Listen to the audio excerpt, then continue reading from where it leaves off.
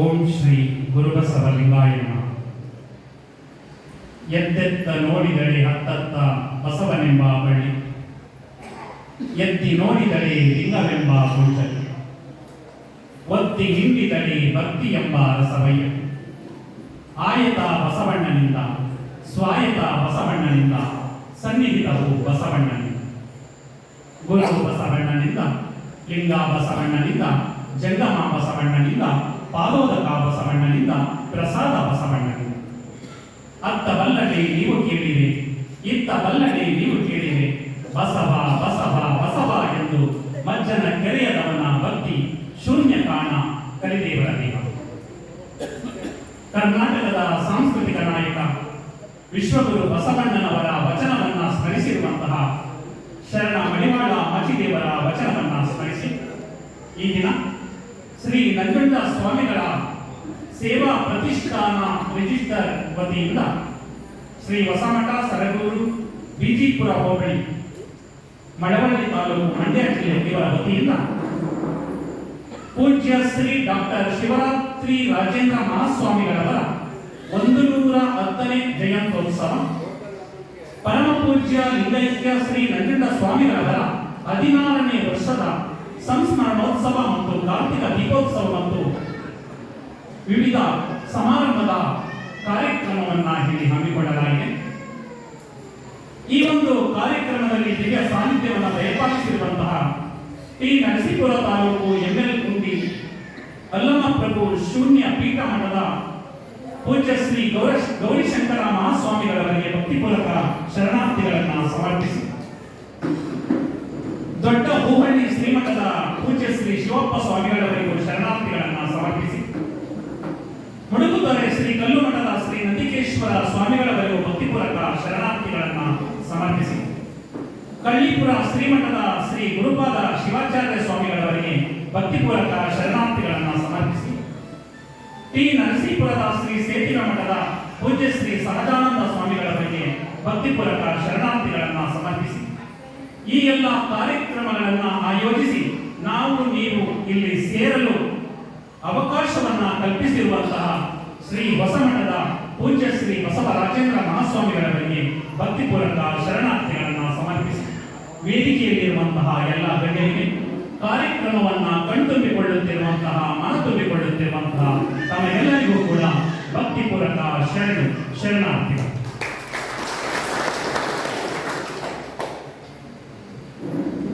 ವಿಶೇಷವಾದಂತಹ ಕಾರ್ಯಕ್ರಮ. ಗ್ರಾಮದ ಒಳಗಡೆ ಇರುವಂತಹ ಮಠಗಳಲ್ಲೇ ಜನ ಸೇರೋದು ತುಂಬಾ ಕಡಿಮೆ ಆಗ್ಬಿಟ್ಟಿದೆ ಇತ್ತೀಚೆಗೆ. ಆದರೆ ಗ್ರಾಮದ ಹೊರಗಡೆ ಇರುವಂತಹ ಈ ಮಠದಲ್ಲಿ ಅದು ಈ ಒಂದು ರಾತ್ರಿಯಲ್ಲಿ ಇಷ್ಟೊಂದು ಭಕ್ತರು ಸೇರಿದ್ದಾರೆ ಅಂದ್ರೆ ತುಂಬಾ ಖುಷಿಯಾಗುತ್ತೆ. ಅದಕ್ಕೆ ನಮ್ಮ ಅಲ್ಲಮ ಪ್ರಭು ಶೂನ್ಯ ಪೀಠದ ಮಠದ ಸ್ವಾಮೀಜಿಗಳಿಂದ ಅಲ್ಲಮ ಪ್ರಭುಗಳೇ ಒಂದು ವಚನವನ್ನು ಉದ್ಧಾರ ಮಾಡ್ತಾರೆ. ಹುಲಿಯ ಬೆನ್ನಲ್ಲಿ ಒಂದು ಹುಲ್ಲೆ ಹೋಗಿ ಮೇದು ಬಂದೆನೆಂದರೆ ಇದ ಕಂಡು ಬೆರಗಾದೆ, ರಕ್ಕಸಿಯ ಮನೆಗೆ ಹೋಗಿ ನಿದ್ರೆಗೈದು ಬಂದೆನೆಂದರೆ ಇದ ಕಂಡು ಬೆರಗಾದೆ, ಜವನ ಮನೆಗೆ ಹೋಗಿ ಸಾಯದೆ ಬದುಕಿ ಬಂದೆನೆಂದರೆ ಇದ ಕಂಡು ಬೆರಗಾದೆ ಉಮೇಶ್ವರ ಅಂತ ಹೇಳ್ತಾರೆ. ಹಾಗೆ ಇವತ್ತೇನಾದ್ರೂ ಅಲ್ಲಮ ಪ್ರಭುಗಳೇನಾದ್ರೂ ಇದ್ರೆ ಈ ಒಂದು ಹೊಸ ಮಠದಲ್ಲಿ ಇಂತಹ ಒಂದು ರಾತ್ರಿಯಲ್ಲಿ ಇಷ್ಟೊಂದು ಭಕ್ತರ ಸಂಖ್ಯೆಯನ್ನ ನೋಡಿ ನಾನು ಬೆರಗಾದೆ ಅಂತ ಆ ಒಂದು ವಚನವನ್ನ ಮುಂದುವರಿಸ್ತಾ ಇದ್ರು ಅಂತ ನಾನು ಭಾವಿಸ್ತೇನೆ. ಎರಡು ದಿವ್ಯ ಶಕ್ತಿಗಳ ಒಂದು ಸಂಸ್ಮರಣೆಯನ್ನ ಒಂದು ಜಯಂತಿ ಉತ್ಸವ ಎರಡನ್ನ ಇಲ್ಲಿ ನಾವು ಹಮ್ಮಿಕೊಂಡಿದ್ದೇವೆ. ಪೂಜ್ಯ ಡಾಕ್ಟರ್ ಶಿವರಾತ್ರಿ ರಾಜೇಂದ್ರ ಮಹಾಸ್ವಾಮಿಗಳವರ ಜಯಂತ್ಯುತ್ಸವ ಮತ್ತು ನಮ್ಮ ಪೂಜ್ಯ ಲಿಂಗೈಕ್ಯ ಶ್ರೀ ನಂಜುಂಡ ಸ್ವಾಮಿಗಳವರ ಸಂಸ್ಮರಣೋತ್ಸವ. ಈ ಕಾರ್ಯಕ್ರಮ ಒಂದು ವಿಶೇಷವಾದಂತಹ ಕಾರ್ಯಕ್ರಮ. ನಮ್ಮ ಶರಣ ಪರಂಪರೆಯಲ್ಲಿ ಸ್ವರ್ಗ ನರಕಗಳು ಅನ್ನೋದು ನಾವು ಜೀವಿತ ಅವಧಿಯಲ್ಲೇ ಕಾಣುವಂತಹದ್ದು. ಕೆಲವರು ಹೇಳ್ತಾರೆ, ಏನೋ ನೀನು ಜೀವಿತ ಅವಧಿಯಲ್ಲಿ ಒಳ್ಳೆ ಕೆಲಸವನ್ನ ಮಾಡಿದ್ರೆ ನೀನು ತೀರಿ ಹೋದ ಮೇಲೆ ಸ್ವರ್ಗಕ್ಕೆ ಹೋಗ್ತೀಯ ಕಣಪ್ಪ, ಏನಾದ್ರೂ ನೀನು ಕೆಟ್ಟ ಕೆಲಸವನ್ನ ಮಾಡಿದ್ರೆ ನರಕಕ್ಕೆ ಹೋಗ್ತೀಯ ಅಂತ ಹೇಳ್ತಾರೆ. ಆದ್ರೆ ನಮ್ಮ ಶರಣ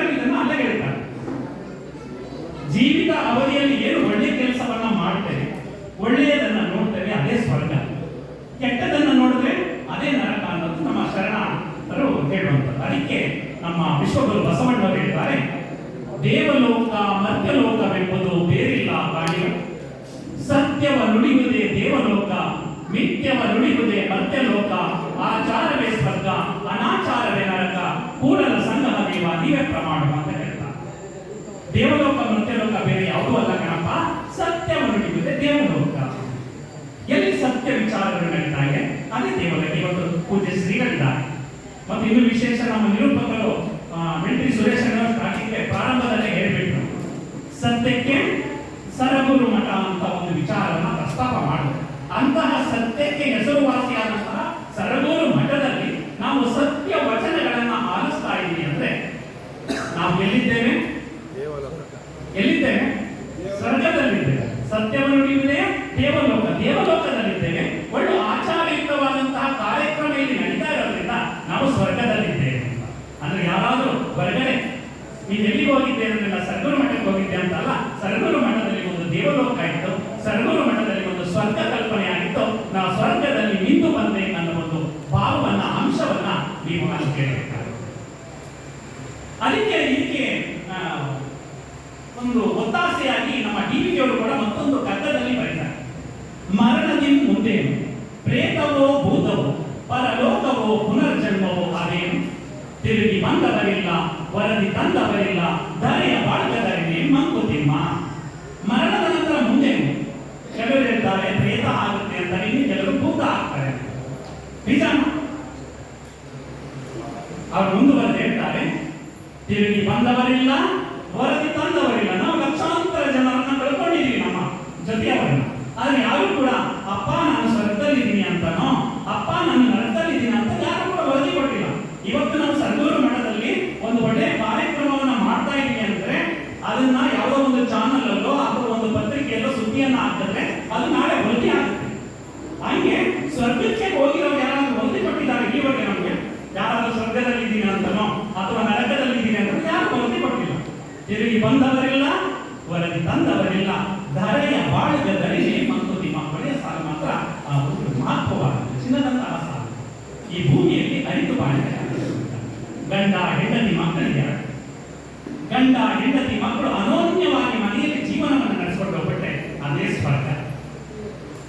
ಒಂದು ಗ್ರಾಮ ಇದೆ, ಗ್ರಾಮದಲ್ಲಿ ಎಲ್ಲಾ ಜನರು ಕೂಡ ಅನನ್ಯತೆಯಿಂದ ನಡ್ಕೊಂಡು ಹೋಗ್ಬಿಟ್ರೆ ಅದೇ ಸ್ವರ್ಗ. ಮಠ ಇದೆ, ಮಠದಲ್ಲಿರುವಂತಹ ಭಕ್ತರು ಇಷ್ಟೊಂದು ಜನ ಇಷ್ಟೊಂದು ರೀತಿಯಲ್ಲಿ ಭಕ್ತಿಯಲ್ಲಿ ಸೇರಿದ್ದೀರಲ್ಲ, ಇದೇ ಸ್ವರ್ಗ. ಅಂತಹ ವಿಚಾರಗಳಲ್ಲಿ ಶರಣರು ಹೇಳಿರೋದು, ಅದನ್ನೇ ಕೂಡ ನಾನು ಕೂಡ ಅದನ್ನ ಪುನರಾವರ್ತನೆ ಮಾಡ್ತಾ ಇದ್ದೇನೆ. ಸ್ವರ್ಗ ನರಕ ಬೇರೆ ಯಾವುದೂ ಅಲ್ಲ. ನಾವು ಎಲ್ಲಿ ಒಳ್ಳೆಯ ಘಟನೆಗಳನ್ನ ಕಣ್ತುಂಬಿಕೊಳ್ತೀವಿ, ಒಳ್ಳೆಯ ನುಡಿಗಳನ್ನ ಆಲಿಸ್ತೇವೆ, ಅದೇ ಸ್ವರ್ಗ ಅಂತ ಭಾವಿಸ್ತಾ ಅಂತಹ ಸ್ವರ್ಗದಲ್ಲಿ ನಾವು ಇದ್ದೇವೆ. ಇವತ್ತು ಪೂಜ್ಯ ಶಿವರಾತ್ರಿ ರಾಜೇಂದ್ರ ಮಹಾಸ್ವಾಮಿಗಳವರ ಒಂದು ಲೋಕ ಕಲ್ಯಾಣ ದಿವ್ಯ ದೂರದೃಷ್ಟಿ ಹಾಗೂ ಚಿಂತನೆ ಅನ್ನೋ ಒಂದು ವಿಚಾರದ ಬಗ್ಗೆ ಉಪನ್ಯಾಸ ಕೊಡೋದಕ್ಕೆ ಹೇಳಿದ್ದಾರೆ. ನನಗೆ 30 ನಿಮಿಷ ಸಮಯ ಕೊಟ್ಟಿದ್ದಾರೆ. 30 ನಿಮಿಷದಲ್ಲಿ ಶಿವರಾತ್ರಿ ರಾಜೇಂದ್ರ ಮಹಾಸ್ವಾಮಿಗಳು ಮತ್ತು ನಮ್ಮ ನಂಜುಂಡ ಮಹಾಸ್ವಾಮಿಗಳವರ ಒಂದು ಸಂಸ್ಮರಣೆಯನ್ನ ಮಾಡೋದು ಕಷ್ಟ. ಅವರು ಒಂದೊಂದು ಅಂಶವನ್ನು ಹೇಳ್ತೀನಿ ಅಂದ್ರೆ ಒಂದೊಂದು ಗಂಟೆ ತಗೊಳ್ಳೋದು. ಆದ್ರೆ ನಾನು ಹೇಳೋದು ಕೆಲವು ಅಂಶಗಳನ್ನ ಮಾತ್ರ. ಸಾಗರವನ್ನ ಸಾಸಿವೆಯಲ್ಲಿ ಅಡಗಿಸಿದಂಗಾಗುತ್ತೆ. ಕೆಲವು ವಿಚಾರಗಳನ್ನ ಇಲ್ಲಿ ಪ್ರಸ್ತಾಪ ಮಾಡೋದಕ್ಕೆ ಇಷ್ಟಪಡ್ತೇನೆ. ಈ ಇಬ್ಬರನ್ನ ಪೂಜ್ಯರನ್ನ ನಾವಲ್ಲಿ ನೋಡ್ತಾ ಇದ್ರೆ, ಮೈಸೂರಿನಲ್ಲಿ ಒಬ್ರು KC ಶಿವಪ್ಪ ಅಂತ ಇದ್ದಾರೆ.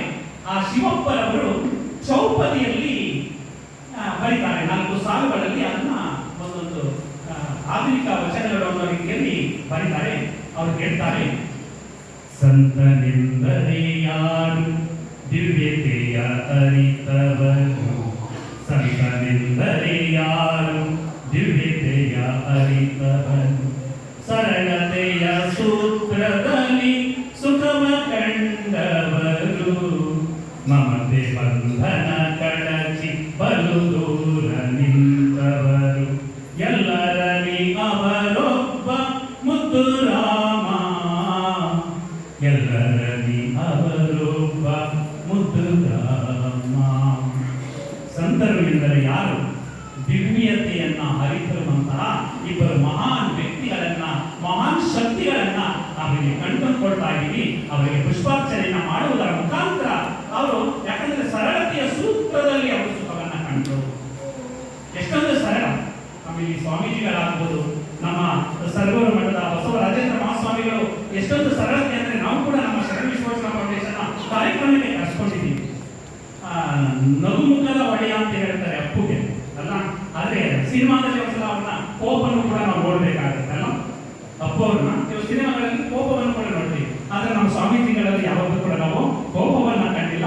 ಅಂತಹ ನಗುಮುಖದ ಸ್ವಾಮೀಜಿಗಳಿಂದ ಇಂತಹ ಭಕ್ತರನ್ನು ಸಂಪಾದಿಸಲಿಕ್ಕೆ ಸಾಧ್ಯ ಆಗಿದೆ ಅಂತ ಭಾವಿಸ್ತಾ, ಅಂತಹ ಸರಳತೆಯ ಎಲ್ಲಿ ಸರಳತೆ ಇರುತ್ತೋ ಅಲ್ಲಿ ಭಕ್ತರು ಬಂದೇ ಬರ್ತಾರೆ. ಆದ್ರೆ ಎಲ್ಲಿ ಸರಳತೆ ಇರೋದಿಲ್ಲೋ ಆಗ ಭಕ್ತರಿಗೂ ಮತ್ತೆ ಸ್ವಾಮೀಜಿಗಳಿಗೂ ಕಂದಕ ಉಂಟಾಗುತ್ತೆ. ಇಲ್ಲಿ ಕಂದಕ ಇಲ್ಲ, ಇಲ್ಲಿ ಸೇತುವೆ ಆಗಿದೆ ಅಂತ ನಾನಾದ್ರೂ ಭಾವಿಸ್ತೇನೆ. ಮಮತೆ ಬಂಧನ ಕಳಿಸಿ ಬಲು ದೂರವನ್ನ ನಿಂತಿದ್ದಾರೆ, ಎಲ್ಲರಲ್ಲಿ ಅವರೊಬ್ಬ ಮುದ್ದುರಾಮ ಅಂತ ಹೇಳ್ತಾರೆ. ಹಾಗೆ ಎಲ್ಲರಲ್ಲಿ ಇವರು ನಮಗೆ ಕಾಣಿಸುವಂತಹ ಸಂದರ್ಭಗಳನ್ನ ನೆನೆಯುವಂತಹ ಒಂದು ಕೆಲಸ ನಮ್ಮದಾಗಿದೆ, ಅದನ್ನು ಕೇಳುವಂತಹ ಅವಕಾಶ ಕೂಡ ತಮ್ಮದಾಗಿದೆ. ಇವರೆಲ್ಲ ನಮ್ಮ ಬಸವಾದಿ ಪ್ರಮದರು ಹಾಕಿಕೊಟ್ಟಂತಹ ಕಾಯಕ ಮತ್ತು ದಾಸೋಹ ತತ್ವವನ್ನ ತಮ್ಮ ಜೀವನದಲ್ಲಿ ಅಳವಡಿಸಿಕೊಂಡು ಅದೇ ರೀತಿ ಬಾಳೋದ್ರಿಂದ ಎಷ್ಟು ವರ್ಷಗಳಾದರೂ ಕೂಡ ಇವರನ್ನ ನಡೀತಾ ಇದೆ.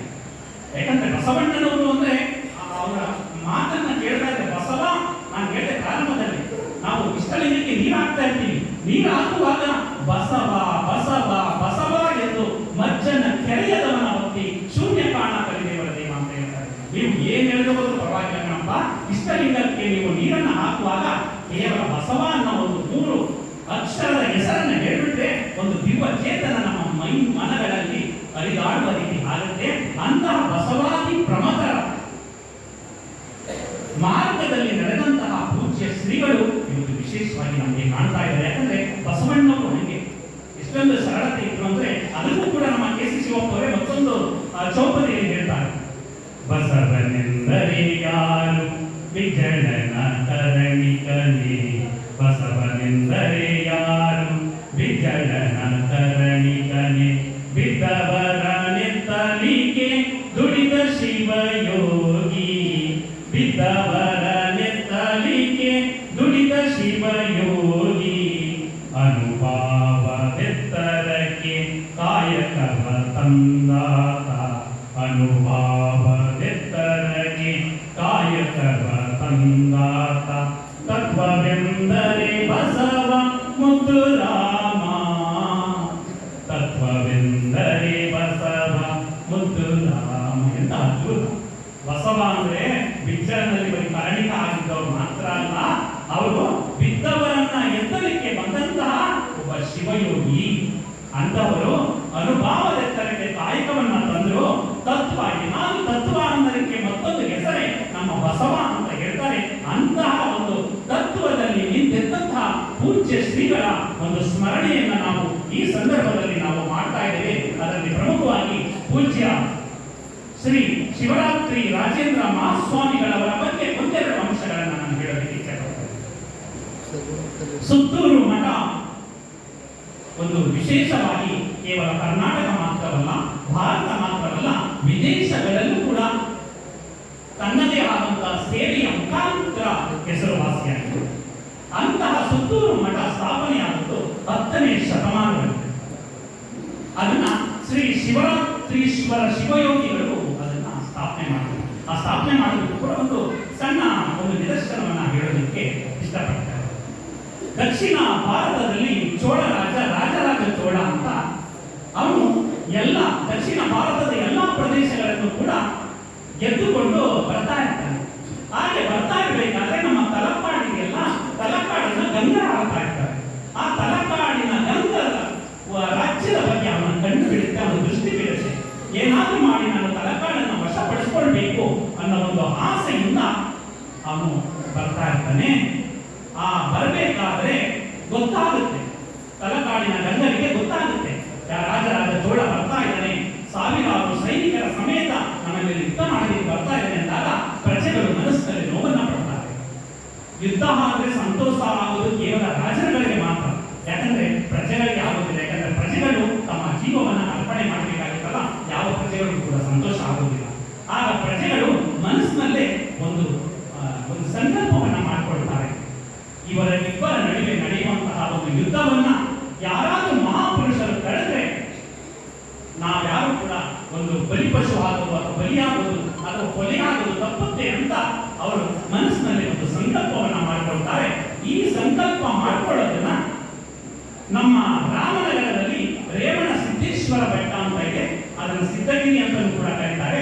ಆ ಸಿದ್ಧಗಿರಿಯಲ್ಲಿ ಶಿವರಾತ್ರಿ ಶಿವಯೋಗಿಗಳು ತಪಸ್ಸನ್ನ ಆಚರಣೆ ಮಾಡ್ತಾ ಇರ್ತಾರೆ. ಆ ತಪಸ್ಸು ಆಚರಣೆ ಮಾಡುವಾಗ ಈ ಭಕ್ತರ ಒಂದು ಸಂಕಲ್ಪ ಅವರಿಗೆ ಕಿವಿಗೆ ಒಂದು ರೀತಿ ಗೋಚರ ಆಗುತ್ತೆ, ದಿವ್ಯ ದರ್ಶನವಾದ ರೀತಿ ಅವರಿಗೆ ಆಗುತ್ತೆ. ಆಗ ಆ ರಾಮನಗರದಲ್ಲಿರುವಂತಹ ರೇವಣ ಸಿದ್ದೇಶ್ವರ ಬೆಟ್ಟದಿಂದ ನೇರವಾಗಿ ಒಂದು ಸುತ್ತೂರಲ್ಲಿ ಅಲ್ಲಿ ಎರಡಿದೆ. ಸುತ್ತೂರು ಊರು ಒಳಗಡೆ ಒಂದು ಮಠ ಇದೆ, ನಂತರ ಊರು ಹೊರಗಡೆ ಒಂದು ಮಠ ಇದೆ. ಸುತ್ತೂರಿನ ಒಳಗಡೆ ಇರುವಂತದನ್ನ ಸುತ್ತೂರು ಮಠ ಅಂತ ಕರಿತೀವಿ. ನಮ್ಮ ಶಿವಯೋಗಿಗಳು ಶಿವರಾತ್ರೀಶ್ವರರು ಇರುವಂತಹ ಐಕ್ಯವಾದಂತಹ ಸ್ಥಳವನ್ನ ಕಾಡು ಮಠ ಅಂತ ಕರಿತೀವಿ. ಹೊಸದಿಗೆಲ್ಲ ಅದನ್ನ ಗೊತ್ತಿದೆ. ಆ ಕಾಡು ಮಠ ಅಂತ ಏನಿದೆ ಅಲ್ಲಿ ಒಂದು ತಪಸ್ಸಿಗೆ ಕುಳಿತುಕೊಳ್ತಾರೆ. ಕುಳಿತುಕೊಂಡಾಗ ಈ ಕಡೆ ರಾಜರಾಜ ಚೋಳ ಕುದುರೆಯನ್ನ ಏರಿ ಸಾವಿರಾರು ಸೈನಿಕರ ಸಮೇತ ಬರ್ತಾ ಇದ್ದಾನೆ. ಬರ್ತಾ ಇರಬೇಕಾದ್ರೆ ಅವರು ಒಂದು ದಿಕ್ಕಿಗೆ ಕುದುರೆಯನ್ನ ಹೊಡೆದ್ರೆ ಆ ಕುದುರೆ ಮತ್ತೊಂದು ದಿಕ್ಕಿಗೆ ಹೋಗ್ತಾ ಇದೆ. ಆ ಕುದುರೆಯನ್ನ ನಿಯಂತ್ರಣೆ ಮಾಡೋದಕ್ಕೆ ಸಾಧ್ಯ ಆಗೋದಿಲ್ಲ. ಆಗ ಕುದುರೆ ಬರ್ತಾ ಬರ್ತಾ ನಂತರ ಇಲ್ಲಿ ಬರುತ್ತೆ ನಮ್ಮ ಪೂಜ್ಯ ಶಿವರಾತ್ರೀಶ್ವರ ಶಿವಯೋಗಿಗಳು ಎಲ್ಲಿ ತಪಸ್ಸನ್ನ ಆಚರಣೆ ಮಾಡ್ತಾ ಇದ್ರು ಆ ಸ್ಥಳಕ್ಕೆ ಬಂದು ಪೂಜ್ಯರು ಇರುವಂತಹ ಸ್ಥಳದ ಸುತ್ತ ಒಂದು 2-3 ಸುತ್ತ ಪ್ರದಕ್ಷಿಣೆಯನ್ನ ಹಾಕಿ ಪೂಜ್ಯರ ಎದುರಿಗೆ ಬಂದು ನಿಂತುಕೊಂಡು ಆಗ ರಾಜರಾಜ ಚೋಳ ಆ ಪೂಜ್ಯರನ್ನ ನೋಡಿ ಬೆರಗಾಗ್ಬಿಡ್ತಾನೆ. ಬೆರಗಾಗಿ ಪೂಜ್ಯರಿಗೆ ದೀರ್ಘದಂಡ ನಮಸ್ಕಾರವನ್ನ ಮಾಡ್ತಾನೆ. ಮಾಡಿ ಆಗ ಆ ಪೂಜ್ಯರು ಶಿವರಾತ್ರೀಶ್ವರ ಶಿವಯೋಗಿಗಳು ಹೇಳ್ತಾರೆ, ಯುದ್ಧ ಬೇಕಿರುವುದು ಪ್ರಜೆಗಳಿಗಲ್ಲಪ್ಪ, ರಾಜನಿಗೆ. ಈ ರಾಜ್ಯ ವಿಸ್ತರಿಸುವ ದಾಹದಿಂದ ನೀನು ಹೊರಗಡೆ ಬಾ, ಪ್ರಜೆಗಳನ್ನ ಅದಕ್ಕೆ ಬಲಿ ಕೊಡೋದು ಬೇಡ, ನೀನು ಯುದ್ಧವನ್ನ ನಿಲ್ಲಿಸು ಅಂದ ತಕ್ಷಣ ಅವನಿಗೆ ಜ್ಞಾನೋದಯ ಆಗುತ್ತೆ. ಪೂಜ್ಯರು ಹೇಳ್ತಾ ಇರೋದು ತುಂಬಾ ಖುಷಿ ಕೊಡುವಂತಹ ವಿಚಾರ ಅಂತ ಹೇಳಿ, ಯಾಕಂದ್ರೆ 2 ಸಲಗಗಳಿರುತ್ತೆ ಕಾಡಿನಲ್ಲಿ. ಆ 2 ಸಲಗಗಳು ಕಾಳಗವನ್ನ ಮಾಡಿದ್ರೆ ಆ ಸಲಗಗಳಿಗೆ ಏನಾಗೋದಿಲ್ಲ, ಅಲ್ಲಿ ಪಕ್ಕದಲ್ಲಿರುತ್ತಲ್ಲ ಗಿಡ ಮರಗಳೆಲ್ಲ ಬಿದ್ದೋಗ್ಬಿಡ್ತಾರೆ. ಹಾಗೆ ಆ 2 ರಾಜರುಗಳ ನಡುವೆ ಯುದ್ಧ ನಡೆದಾಗ ಪ್ರಜೆಗಳಿಗೆ ನೋವಾಗುತ್ತೆ ಅನ್ನೋ ಒಂದು ಭಾವವನ್ನ ವ್ಯಕ್ತಪಡಿಸಿದಾಗ ಆಗ ಪೂಜ್ಯರ ಮಾತಿಗೆ ಕಿವಿಗೊಟ್ಟು ಆ ರಾಜರ ನಡುವೆ 2 ರಾಜರ ನಡುವೆ ತಲಕಾಡಿನ ಗಂಗರು ಮತ್ತು ಚೋಳರ ನಡುವೆ ಏನಾಗುತ್ತೆ, ಒಂದು ಮೈತ್ರಿ ಏರ್ಪಡುತ್ತೆ. 2 ಕೂಡ ಬಂದು ಅಲ್ಲಿ ಹಸ್ತಲಾಘವನ್ನ ಮಾಡಿ ಅಲ್ಲಿ ಒಪ್ಪಂದವನ್ನ ಮಾಡಿಕೊಳ್ತಾರೆ, ಯಾವುದೇ ಯುದ್ಧ ನಡೆಯೋದಿಲ್ಲ. ಆಗ ಶಿವರಾತ್ರೀಶ್ವರ ಶಿವಯೋಗಿಗಳನ್ನ ಅವನು ತಮ್ಮ ಚೋಳ ರಾಜ್ಯಕ್ಕೆ ಕರೀತಾನೆ, ರಾಜರಾಜ ಚೋಳ. ಆದ್ರೆ ಪೂಜ್ಯರು ಹೋಗೋದಿಲ್ಲ. ಕೊನೆಗೆ ಅವರ ಒಂದು ಈ ಇಂಗಿತವನ್ನ ತಿಳ್ಕೊಂಡು ನಾನು ಇಲ್ಲೇ ಒಂದು ಮಠವನ್ನ ಸ್ಥಾಪನೆ ಮಾಡ್ತೇನೆ, ಅದಕ್ಕೆ ಅವಕಾಶ ಕೊಡಬೇಕು ಅಂತ ಪೂಜ್ಯರು ಒಪ್ಪಿಗೆಯನ್ನು ಕೊಡ್ತಾರೆ. ಆಗ ರಾಜರಾಜ ಚೋಳ ಅಲ್ಲಿ ಒಂದು ಸುತ್ತೂರು ಮಠವನ್ನ ಸ್ಥಾಪನೆ ಮಾಡ್ತಾನೆ. 10ನೇ ಶತಮಾನದಿಂದ ಈ ಸುತ್ತೂರು ಮಠದ ಪರಂಪರೆ ಪ್ರಾರಂಭ. ಇಲ್ಲಿವರೆಗೆ ಮೊದಲನೆಯವರು ಶಿವಯೋಗಿಗಳು ಮೊದಲನೆಯವರಾದ್ರೆ, ಈಗ ಇರುವಂತಹ ಪೂಜ್ಯ ಜಗದ್ಗುರುಗಳಾದಂತಹ ಶ್ರೀ ಶಿವರಾತ್ರಿ ದೇಶಿಕೇಂದ್ರ ಮಹಾಸ್ವಾಮಿಗಳವರು 24ನೇ ಜಗದ್ಗುರುಗಳು. ಆದ್ರೆ ಒಬ್ಬೊಬ್ಬರ ಬಗ್ಗೆ ಹೇಳಕ್ ಹೋಗೋದಿಲ್ಲ, ಯಾಕಂದ್ರೆ ಸುತ್ತೂರು ಮಠದ ಬಗ್ಗೆ ಒಂದು ಇತಿಹಾಸ ಗೊತ್ತಿರಬೇಕಲ್ವಾ.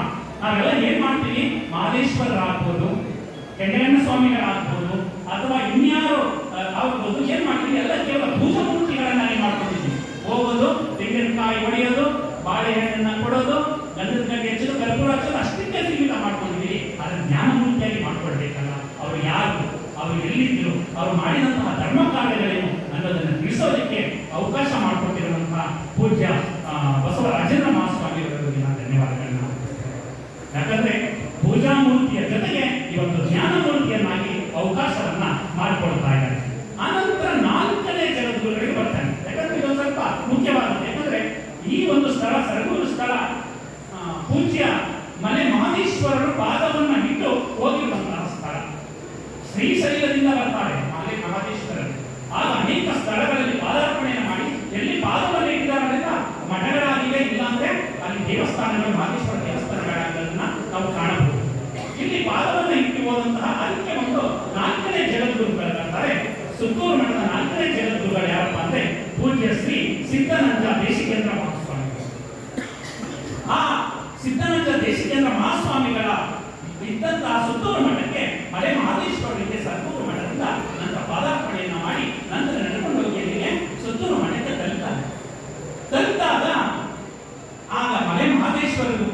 ಇಲ್ಲಿ ಕಾಯಕವನ್ನ ಮಾಡಿದ್ರೆ ಮಾತ್ರ ಕಲಿಬೇಕು. ಹೌದು, ನಿಜ.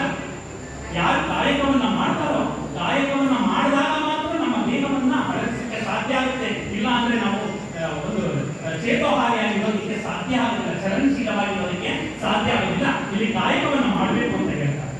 ಆಗ ಮಲೆ ಮಹದೇಶ್ವರನಿಗೆ ಯಾವ ಕಾಯಕವನ್ನ ಕೊಡ್ತಾರೆ ಅಂದ್ರೆ ರಾಗಿ ಬೀಸುವ ಕಾಯಕವನ್ನ ಕೊಡ್ತಾರೆ. ಈಗಲೂ ಕೂಡ ನೀವು ಸುತ್ತೂರು ಮಠಕ್ಕೆ ಹೋದ್ರೆ ಅಲ್ಲಿ ರಾಗಿ ಕಲ್ಲು ಮಲೆ ಮಹದೇಶ್ವರರು ಬೀಸಿದಂತಹ ರಾಗಿ ಕಲ್ಲು ಇರುವುದನ್ನು ನೀವು ನೋಡಬಹುದು. ಆಗ ಒಂದು ಗಾದೆ ಉಟ್ಕೊಳ್ಳುತ್ತೆ. ಮಲೆ ಮಹದೇಶ್ವರರು ಅಲ್ಲಿ ರಾಗಿ ಬೀಸುವ ಸಂದರ್ಭದಲ್ಲಿ ಒಂದು ಗಾದೆ ಉಟ್ಕೊಳ್ಳುತ್ತೆ. ಸುತ್ತೂರು ಸುಖ ಅಂತ ಬಂದ್ರೆ ಕುಕ್ಕೆಯಲ್ಲಿ ರಾಗಿ ತುಂಬಿಟ್ರು ಅಂತ ಒಂದು ಗಾದೆ ಆ ಸಂದರ್ಭದಲ್ಲಿ ಕೊಟ್ಟಿಕೊಂಡಂತದ್ದು. ಅನಂತರ 11ನೇ ಜಗದ್ಗುರುಗಳ ಬಗ್ಗೆ ಒಂದು ಸ್ವಲ್ಪ ಹೇಳಬೇಕಾಗುತ್ತೆ. 11ನೇ ಜಗದ್ಗುರುಗಳು ಯಾರು ಅಂದ್ರೆ ಘನಲಿಂಗ ದೇವರು. ಅವರು ನಮ್ಮ ಯಡಿಯೂರಲ್ಲಿ ಸಿದ್ಧಲಿಂಗೇಶ್ವರ ಮಹಾಸ್ವಾಮಿಗಳಿದಾರಲ್ಲ, ಅಲ್ಲಿ ಅವರ ಒಂದು ಶಿಷ್ಯರು ನಮ್ಮ 11ನೇ ಜಗದ್ಗುರು ಘನಲಿಂಗ ದೇವರು. ಅವರ ಆತ್ಮ ಸಂಗಾತಿಯಾಗಿರ್ತಾರೆ.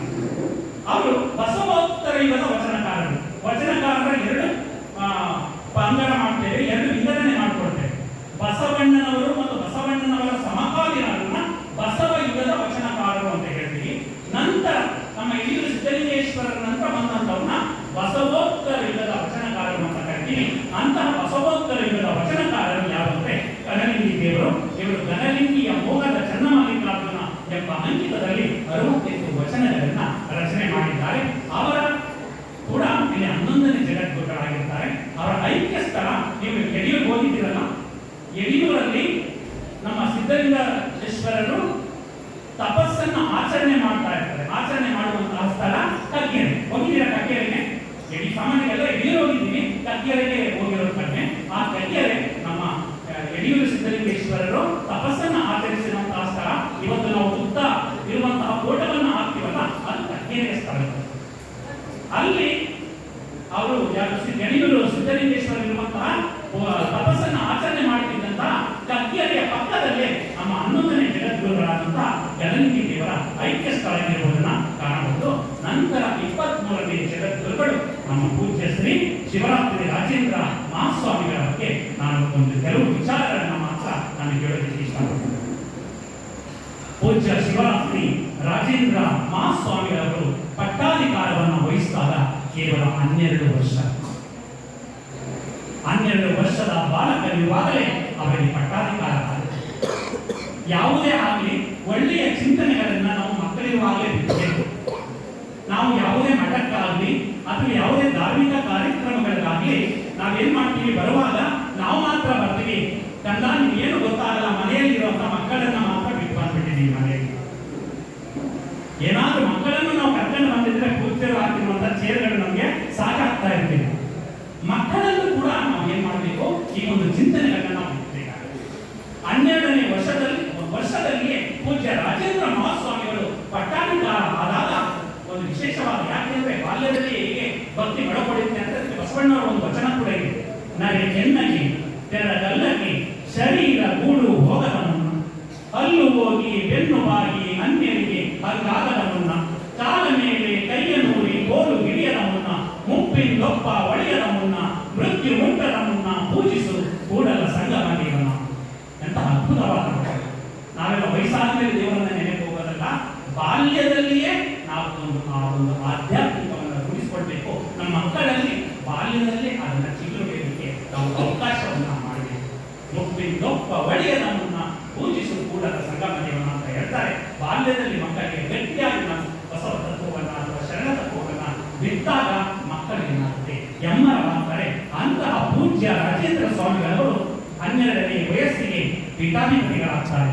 ವಯಸ್ಸಿಗೆ ಮೀರಿದ ಪ್ರಾಣಶಕ್ತಿ, ಹಾಲಿನಂತಹ ಮನಸ್ಸು, ಕರುಣೆ ತುಂಬಿದಂತಹ ದೃಷ್ಟಿ, ಯಾರನ್ನು ನೋಯಿಸದಂತಹ ನಡೆನುಡಿಗಳು, ಬೆಳೆಯುವ ಸತಿ ಮೊಳಕೆಯಲ್ಲೇ ಅನ್ನುವ ರೀತಿಯಲ್ಲಿ ಮನೆ ಸೂರೆಗೊಳ್ಳುವಂತಹ ಅವರ ತೇಜಸ್ಸು ವಿಶೇಷವಾಗಿದೆ. ಅವರು ಪ್ರಾಥಮಿಕ ವಿದ್ಯಾಭ್ಯಾಸವನ್ನು ಸುತ್ತೂರಲ್ಲೇ ಮಾಡ್ತಾರೆ. ನಂತರ ಕನ್ನಡ, ಇಂಗ್ಲಿಷ್ ಮತ್ತು ಸಂಸ್ಕೃತವನ್ನು ಕಲಿಯೋದಕ್ಕೆ ಮೈಸೂರಿಗೆ ಬರ್ತಾರೆ. ಮೈಸೂರಿಗೆ ಬಂದಾಗ ಅವರ ಒಡನಾಡಿಯಾಗಿ ಪೂಜ್ಯ ಶಿವಪ್ರಭು ಸ್ವಾಮಿಗಳು ಕೂಡ ಬರ್ತಾ ಇದ್ದಾರೆ. ಅವರನ್ನೇ ಕ್ಯಾತನಹಳ್ಳಿ ಸ್ವಾಮಿಗಳು ಅಂತ ಕರೀತಾರೆ. ಕ್ಯಾತನಹಳ್ಳಿ ಹಾಸ್ಪಿಟಲ್ ಅಂತ ಏನು ಇವತ್ತು ನಾವು ಕರೀತಾ ಇದ್ದೀವಿ, ಆ ಕ್ಯಾತನಹಳ್ಳಿ ಸ್ವಾಮಿಗಳು ಅಂದ್ರೆ ಅವರ ಮೂಲ ಹೆಸರು ಮೈಸೂರಲ್ಲಿ ಕಲಿತಾರೆ ಅಷ್ಟೇ, ಆದರೆ ನಂತರ ಕಲಿಯೋದಕ್ಕೆ ಅವರಿಗೆ ಮನಸ್ಸಾಗೋದಿಲ್ಲ. ಕೇವಲ ನಾನೊಬ್ಬ ಕಲಿತರೆ ನಾನು ಮಾತ್ರ ವಿದ್ಯಾವಂತನಾಗ್ತೀನಿ, ನಾನು ಮಾತ್ರ ಜ್ಞಾನವಂತನಾಗ್ತೇನೆ. ಆದರೆ ಅವರು ಹಳ್ಳಿಯಿಂದ ಬಂದಿರುವಂತಹ ವಿದ್ಯಾರ್ಥಿಗಳು ಪಡುತ್ತಿರುವಂತಹ ಭಾವನೆ, ಕಷ್ಟ, ನೋವನ್ನ ಕಲ್ಕೊಳ್ತಾರೆ. ಹೇಗಾದ್ರೂ ಮಾಡಿ ಅವರಿಗೆ ವಸತಿಗೆ ಅನುಕೂಲ ಮಾಡಬೇಕು, ಅವರಿಗೆ ಆಹಾರಕ್ಕೆ ಅನುಕೂಲ ಮಾಡಬೇಕು ಅಂತ ಯೋಜನೆಯನ್ನ ಮಾಡ್ತಾರೆ. ಯೋಜನೆಯನ್ನ ಮಾಡಿ ತಾವಿದ್ದಂತಹ ಸ್ಥಳದಲ್ಲಿಯೇ ಸುಮಾರು 5-6 ಮಕ್ಕಳಿಗೆ ಒಂದು ಹಾಸ್ಟೆಲ್ ಅನ್ನು ಪ್ರಾರಂಭ ಮಾಡ್ತಾರೆ. ಅವರು ಪ್ರಾರಂಭ ಮಾಡಿದಂತಹ ಮೊದಲ ಹಾಸ್ಟೆಲ್ ವಸತಿ ನಿಲಯವೇ ಕ್ಯಾತನಹಳ್ಳಿ ಹಾಸ್ಟೆಲ್ ಅಂತ. ಅವರು ಯಾವ ರೀತಿ ಇದೆ, ಯಾರು ಕಷ್ಟದಲ್ಲಿರ್ತಾರೋ ಆ ಕಷ್ಟದಲ್ಲಿರೋರಿಗೆ ನೀರನ್ನು ಅದು ಊಟವನ್ನು ಕೊಟ್ಟಾಗ ಅವ್ರು ನೆನ್ಕೋತೀವಿ. ಅದಕ್ಕೆ ಅಲ್ಲಮ ಪ್ರಭುದೇವರು ಮತ್ತೊಂದು ವಚನವನ್ನು ಹೇಳಿದ್ದಾರೆ, ನಾ ದೇವನಲ್ಲದೆ ನೀ ದೇವನೇ, ನೀ ದೇವನಾದರೆ ಎನ್ನನೇಕೆ ಸಲಹೆ, ಆ ರೈತು ಒಂದು ಕುಳಿತೆ ಉದಕ ಬನೆರವೆ, ಹಸಿದಾಗ ಹೋಗರ ಬನಿಕುವೆ, ನಾ ದೇವ ಕಾಣ ಭುಗೇಶ್ವರ ಅಂತ ಹೇಳ್ತಾರೆ. ದೇವರ ಹತ್ರ ಹೋಗಿ ದೇವರ ಜೊತೆ ಸರಸ ಸಲ್ಲಾಪದಿಂದ ಸಂಭಾಷಣೆಯನ್ನ ಮಾಡ್ತಾ ಇದ್ದಾರೆ ಶರಣರು. ನಾ ದೇವನಲ್ಲದೆ ನೀ ದೇವನೇ, ನಾನೇನಪ್ಪ ದೇವರು ನೀನಲ್ಲ.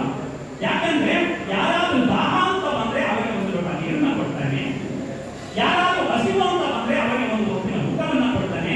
ನಾನು ದೇವ ಅಂತ ಹೇಳ್ತಾನೆ. ನೀವು ಅನ್ಕೊಂಡಿರೋದು, ಯಾರಾದ್ರೂ ಬಿಸಿಲಿನಲ್ಲಿ ನೀವು ಮನೆಗೆ ಬಂದಾಗ ಅವರಿಗೆ ಬಾಯಾರಿಕೆ ಆಗಿರುತ್ತೆ, ಬಾಯಾರಿಕೆ ಆದಾಗ ಒಂದು ಲೋಟ ನೀರನ್ನ ಕೊಟ್ಟರೆ ನನಗೆ ತುಂಬಾ ದಾಹ ಆಗಿರ್ತಾನಪ್ಪ, ನೀನು ನೀರನ್ನು ಕೊಟ್ಟಲ್ಲ, ನನ್ನ ಪಾಲಿನ ದೇವರು ಅಂತ ಕೊಂಡಾಡ್ತಾರೆ. ಯಾರಾದ್ರೂ ಹಸಿವಿದ್ದಾಗ ಅವರ ಹತ್ರ ಬಂದಾಗ ಆ ಹಸಿವಿಗೆ ಊಟವನ್ನ ಕೊಟ್ಟಾಗ, ಹಸಿವಾಗಿತ್ತು ನನ್ನ ಹೊಟ್ಟೆಯನ್ನ ತೃಪ್ತಿಪಡಿಸಿದೆ, ನೀನು ನನ್ನ ಪಾಲಿನ ದೇವರು ಅನ್ನೋದನ್ನ ಕಾಣಬಹುದು. ಹಂಗೆ ಅಲ್ಲಮ ಪ್ರಭುದೇವರು ಹೇಳುವಂತಹ ವಚನಕ್ಕೆ ಪೂರಕವಾಗಿ ಶಿವರಾತ್ರಿ ರಾಜೇಂದ್ರ ಮಹಾಸ್ವಾಮಿಗಳವರು ಒಂದು ವಸತಿ ನಿಲಯವನ್ನ ಪ್ರಾರಂಭ ಮಾಡ್ತಾರೆ. 4-5 ವಿದ್ಯಾರ್ಥಿಗಳಿಂದ ಪ್ರಾರಂಭವಾದದ್ದು. ನಂತರ ಒಂದು ವರ್ಷದಲ್ಲಿ ಅದು 10ಕ್ಕೆ ಮೀರುತ್ತೆ. ನಂತರ ಸಾವಿರಾರು ವಿದ್ಯಾರ್ಥಿಗಳು ಅಲ್ಲಿ ಹಾಸ್ಟೆಲ್ ಪ್ರಾರಂಭ ಆಗುತ್ತೆ. 1, 2, 3 ಹೀಗೆ ಹಾಸ್ಟೆಲ್ ಒಂದು ವಿದ್ಯಾಸಂಸ್ಥೆಗಳನ್ನ ಪ್ರಾರಂಭ ಮಾಡಿಕೊಂಡು ಗ್ರಾಮೀಣ ಭಾಗದ ಜನರಿಗೆ ಬೆಳಕನ್ನು. ಈಗ ಕೇವಲ ಸುತ್ತೂರು ಮಠ ಕೇವಲ ಮೈಸೂರಿನಲ್ಲಿ ಮಾತ್ರವಲ್ಲ, ಮೈಸೂರು ಜಿಲ್ಲೆಗೆ ಎಷ್ಟು ತಾಲೂಕುಗಳಿವೆ, ಬೇರೆ ಬೇರೆ ಜಿಲ್ಲೆಗಳಲ್ಲಿ, ಜೊತೆಗೆ ಬೇರೆ ಬೇರೆ ದೇಶಗಳಲ್ಲಿ ಕೂಡ ನಮ್ಮ ಸುತ್ತೂರು ಮಠ ವಿದ್ಯಾಕೇಂದ್ರವನ್ನು ಸ್ಥಾಪಿಸಿ ಅವರಿಗೂ ಕೂಡ ಬೆಳಕನ್ನ ಕೊಡ್ತಾ ಇರೋದನ್ನ ನಾವು ಕಾಣಬಹುದು. ಅಂತಹ ಶಿವರಾತ್ರಿ ರಾಜೇಂದ್ರ ಮಹಾಸ್ವಾಮಿಗಳ ಬಗ್ಗೆ ಹೆಚ್ಚು ವಿಚಾರವನ್ನು ಹೇಳೋದಕ್ಕೆ ಸಾಧ್ಯ ಆಗೋದಿಲ್ಲ, ಯಾಕಂದ್ರೆ ಪೂಜ್ಯರು ಕೊಟ್ಟಿರುವಂತಹ ಸಮಯ ನನಗೆ ಮುಗಿತಾ ಇದೆ. ಅಂತಹ ರಾಜೇಂದ್ರ ಮಹಾಸ್ವಾಮಿಗಳ ಒಂದು ದಿವ್ಯ ದರ್ಶನ ಇದೆಯಲ್ಲ, ಅವರ ಒಂದು ಜ್ಞಾನ ಇದೆಯಲ್ಲ, ಆ ಜ್ಞಾನವನ್ನು ಕಟ್ಟಿಕೊಂಡು ನಾವು ವಿಶೇಷವಾದಂತಹ ವ್ಯಕ್ತಿಗಳಾಗಿ ನಾವು ರೂಪುಗೊಳ್ಳಬೇಕಾಗುತ್ತೆ. ನಂತರ ನಾವು ಮತ್ತೊಬ್ಬರನ್ನ ಕಾಣ್ತಾ ಇದ್ದೀವಿ, ಪೂಜ್ಯ ಲಿಂಗೈಕ್ಯ ಪೂಜ್ಯ ಶ್ರೀ ನಂಜುಂಡ ಮಹಾಸ್ವಾಮಿ. ಅವರ ಮುಖವನ್ನೇ ನೋಡಿದ್ರೆ ಏನೋ ಒಂದು ರೀತಿಯ ತೇಜಸ್ಸು ನಮಗೆ ಗೋಚರವಾಗ್ತಾ ಇದೆ. ಯಾಕಂದ್ರೆ ಇವರು ಸುಮ್ಮನೆ ಬರಲಿಲ್ಲ ಪ್ರಪಂಚಕ್ಕೆ. ಅದಕ್ಕೆ ಉಳಿದ ದೇವರು ಒಂದು ವಚನವನ್ನು ಹೇಳ್ತಾರೆ, ಲೋಕದಂತೆ ಬಾರರು, ಲೋಕದಂತೆ ಇರರು, ಲೋಕದಂತೆ ಹೋಗರು ನೋಡಯ್ಯ, ಪುಣ್ಯದಂತೆ ಬಬ್ಬರು, ಜ್ಞಾನದಂತೆ ಇಬ್ಬರು, ಮುಕ್ತಿಯಂತೆ ಹೋಗರು ನೋಡಯ್ಯ, ಗುರುಲಿಂಗ ದೇವ ನಿಮ್ಮ ಶರಣರು ಉಪಮಾಸಿಕರಾಗಿ ಉಪಮಿಸಬಾರದು. ಪ್ರಪಂಚದಲ್ಲಿ ಲಕ್ಷಾಂತರ ಜನ ಹುಟ್ಟುತ್ತಾರೆ, ಲಕ್ಷಾಂತರ ಜನ ಸಾಯ್ತಾರೆ, ಆದರೆ ಎಲ್ಲದನ್ನು ಕೂಡ ನಾವು ಇಲ್ಲಿ ತಂದು ಫೋಟೋವನ್ನ ಇಡೋದಿಲ್ಲ. ಯಾರದನ್ನ ಫೋಟೋ ಇಡ್ತೇವೆ ಅಂದ್ರೆ ಪುಣ್ಯದಂತೆ ಬಂದರು, ಜ್ಞಾನದಂತೆ ಇದ್ದರು. ಅವರು ಈ ಭೂಮಿಯಲ್ಲಿ ಅವತರಿಸಿದಾಗ ಪುಣ್ಯವೇ ಅವತರಿಸಿದ ರೀತಿ ಆಯಿತು. ಜ್ಞಾನದಂತೆ ಇದ್ದರು ಅಂದ್ರೆ ಅವರು ಜ್ಞಾನವನ್ನ ಹಂಚಿ ಲಕ್ಷಾಂತರ ಭಕ್ತರನ್ನ ಸೃಷ್ಟಿ ಮಾಡಿಕೊಂಡ್ರು ನಮ್ಮ ನಂಜುಂಡ ಸ್ವಾಮಿಗಳು. ಅವರು ಹೋಗಿದ್ರು ಕೂಡ ನಾವು ಮಾತನಾಡುವುದರ ಮುಖಾಂತರ ಅವರನ್ನ ಸ್ಮರಣೆಯನ್ನ ಮಾಡ್ತಾ ಇದ್ದಿಲ್ಲ. ಅವರಿಗೆ ಸಾವಿಲ್ಲ, ಮರಣವೇ ಮಹಾನವಮಿಯ ರೀತಿ ನಾವು ಆಚರಣೆಯನ್ನ ಮಾಡ್ತಾ ಇದ್ದೀವಿ, ಅವರನ್ನ ಕೊಂಡಾಡ್ತಾ ಇದ್ದೀವಿ. ಅವರು ಹಾಕಿಕೊಟ್ಟು ಹೋದಂತಹ ಮಾರ್ಗದಲ್ಲಿ ಮುನ್ನಡೀತಾ ಇದ್ದೀವಿ ಅಂದ್ರೆ ಆ ಪೂಜ್ಯ ನಂಜುಂಡ ಸ್ವಾಮಿಗಳ ಒಂದು ದಿವ್ಯ ಶಕ್ತಿ ಯಾವ ರೀತಿ ಇತ್ತು ಅಂತ ನಾವು ಅರ್ಥ ಮಾಡ್ಕೊಳ್ಬೇಕಾಗುತ್ತೆ. ಇಂತಹ ಮಹಾಸ್ವಾಮಿಗಳ ಒಂದು ಅಂಶಗಳನ್ನ ನಾವು ತಿಳ್ಕೊಳ್ಬೇಕಾದ್ರೆ ಬಂದಾಗ, ಈಗ ನಾವು ಇಷ್ಟು ಜನ ಬಂದಿದ್ದೇವೆ, ಬಂದು ನೋಡಿದೋ ಓದೋ ಅನ್ನೋದಲ್ಲ, ನಾವು ಬಂದಾಗ ಏನಾದರೂ ಒಂದು ಅಂಶವನ್ನ ತಗೊಂಡು ಹೋದಾಗ ನಮ್ಮ ಜೀವನ ಸಾರ್ಥಕ ಆಗುತ್ತೆ. ಅದಕ್ಕೆ ಬಸವಣ್ಣರು ಹೇಳ್ತಾರೆ, ಮನೆಯೊಡೆಯ ಇದ್ದಾನೋ ಇಲ್ಲವೋ, ಹೊಸ್ತಿನಲ್ಲಿ ಹುಲ್ಲು ಹುಟ್ಟಿ ಮನೆಯೊಳಗೆ ರಜ ತುಂಬಿ, ಮನೆಯೊಳಗೆ ಇದ್ದಾನೋ ಇಲ್ಲವೋ, ತನುವಿನೊಳಗೆ ಹುಸಿ ತುಂಬಿ ಮನದೊಳಗೆ ವಿಷಯ ತುಂಬಿ, ಮನದೊಡೆಯ ಇದ್ದಾನೋ ಇಲ್ಲವೋ, ಇಲ್ಲ ಪೂರ್ವದ ಸಂಗಮಯ. ಎಂತಹ ಅದ್ಭುತವಾದ ವಚನ. ಮನೆಯೊಳಗೆ ಇರಬೇಕಾದ್ರೆ ಮನೆಯ ಮುಂದೆ ಏನಾಗಿರಬೇಕು? ರಂಗವಲ್ಲಿಯನ್ನು ಹಾಕಿರಬೇಕು, ನೀರನ್ನ ಇಟ್ಟಿರಬೇಕು, ವಸ್ತಿನಲ್ಲಿ ಯಾವುದೇ ಗರಿಕೆ ಬೆಳೆದಿರಲಿಲ್ಲ. ಈ ಮನೆಯಲ್ಲಿ ವಾಸವಾಗಿದ್ದಾರೆ. ಮನೆ ಮುಂದೆ ಕಸ ಹಾಗೆ ಬಿಟ್ಟಿದೆ ಅಂದ್ರೆ 3-4 ದಿನ ನಾವು ಏನಾದರೂ ಪ್ರವಾಸಕ್ಕೆ ಹೋಗಿ ಬಂದ್ಬಿಟ್ರೆ ಮನೆ ಮುಂದೆ ಏನಾಗಿರುತ್ತೆ? ಮನೆಯೊಳಗೆ ಎಲ್ಲೋ ಒಡ್ಡೋಗ್ಬಿಟ್ಟಿದ್ದಾನೆ ಅನ್ನೋ ಒಂದು ಭಾವ ನಮಗೆ ಕಾಡುತ್ತೆ. ಹಂಗೆ ಮನೆಯೊಳಗೆ ಮನೆಯೊಳಗೆ ಇಲ್ಲ ಅನ್ನೋ ಒಂದು ಭಾವ ಗೊತ್ತಾಗುತ್ತೆ, ಗರಿಕೆ ಇಲ್ಲ. ಹಾಗೆ ಮನದೊಳಗೆ ನಿಧಾನವಿಲ್ಲ. ಮನದೊಳಗೆ ಇರಬೇಕಲ್ಲ. ನನ್ನ ಮನಸ್ಸಿನಲ್ಲಿ ಒಬ್ಬ ದೇವ ಇರ್ತಾನೆ, ಅವನು ಇರಬೇಕಾದ್ರೆ ಏನಾಗಿರ್ಬೇಕು? ಅದಕ್ಕೆ ಹೇಳ್ತಾರೆ, ತನುವಿನೊಳಗೆ ಹುಸಿ ತುಂಬಿ, ನನ್ನ ದೇಹದಲ್ಲೆಲ್ಲ ಹುಸಿ ಸುಳ್ಳನ್ನು ತುಂಬಿಕೊಂಡಿದ್ದೀನಿ. ಮನದೊಳಗೆ ವಿಷಯ ತುಂಬಿ ಅಂದ್ರೆ ನಾನು ಮನದೊಳಗೆ ಎಲ್ಲ ಕರಣಗಳ ಒಂದು ಆಸೆಯನ್ನು ಇಟ್ಕೊಂಡಿದ್ದೇನೆ. ಆ ಇಸ್ಕೊಂಡಾಗ ಮನದೊಳಗೆ ನಿಧಾನ ಇಲ್ಲವೋ ಆಗ ಮನದೊಳಗೆ ಇರ್ತಾನ ಇಲ್ಲ. ಯಾವಾಗ ತನುವಿನಲ್ಲಿ ಹುಸಿ ಇರುತ್ತೋ, ಮನದೊಳಗೆ ವಿಷಯ ಇರುತ್ತೋ, ಆಗ ಮನದೊಳಗೆ ಇರೋದಿಲ್ಲ. ಆದುದರಿಂದ ನಾವು ಮನದೊಡೆಯ ಈಗ ಬಂದಿದ್ದೇವೆ. ಸತ್ಯಕ್ಕೆ ಹೆಸರುವಾಸಿಯಾದಂತಹ ಸರಗೂರು ಮಠಕ್ಕೆ ನಾವು ಬಂದಿದ್ದೇವೆ.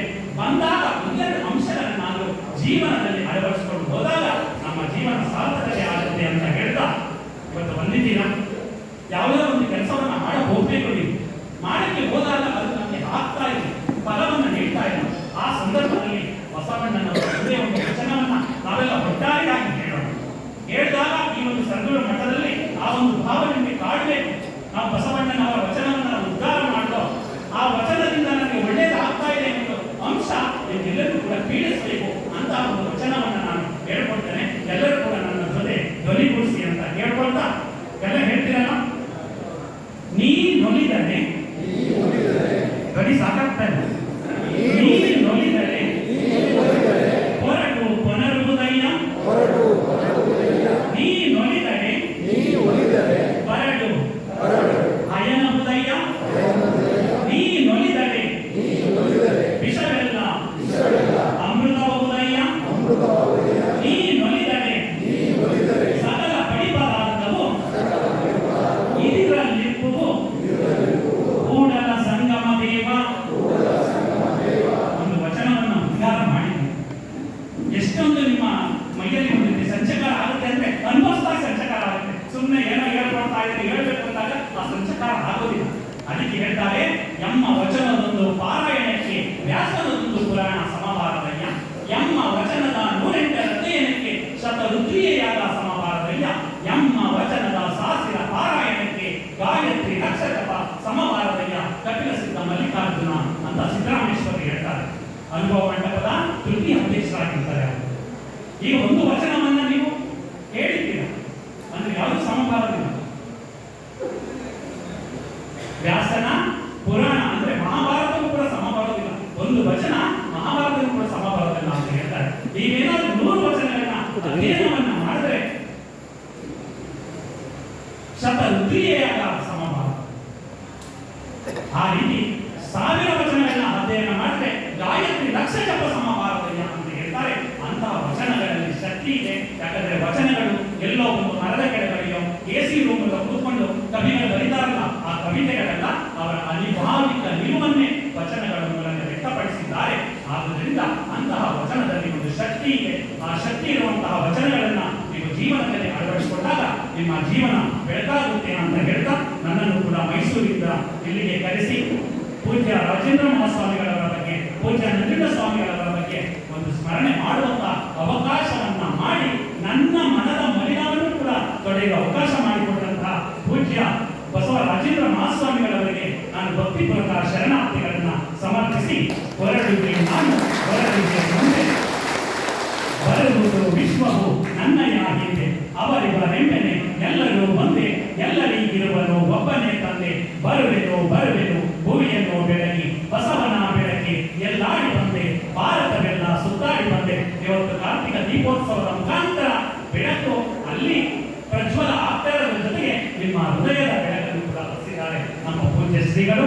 ಹೃದಯದ ಬೆಳಕನ್ನ ಹಚ್ಚಿಕೊಂಡು ನೀವೆಲ್ಲೇ ಬಂದು ಕೂಡ ಒಳ್ಳೆಯದನ್ನ ಮಾಡಿ, ಒಳ್ಳೆಯ ಮನಸ್ಸನ್ನ ಇಟ್ಟುಕೊಳ್ಳಿ. ಒಳ್ಳೆಯ ಮನಸ್ಸನ್ನ ಇಟ್ಟುಕೊಂಡಾಗ ಯಾವ ಭೂತವೂ ಬರಲ್ಲ, ಯಾವ ಪ್ರೇತವೂ ಬರಲ್ಲ, ಯಾವ ಕೆಟ್ಟ ವಿಚಾರಗಳು ಕೂಡ ನಮ್ಮ ತಲೆಗೆ ಹೊತ್ತೋದಿಲ್ಲ ಅಂತ ಹೇಳ್ತಾ ಬಸವನ ಬೆಳಕಿನಲ್ಲಿ ನಿಂದೇಳುವಂತಹ ಭವ್ಯ ಪ್ರಜೆಗಳು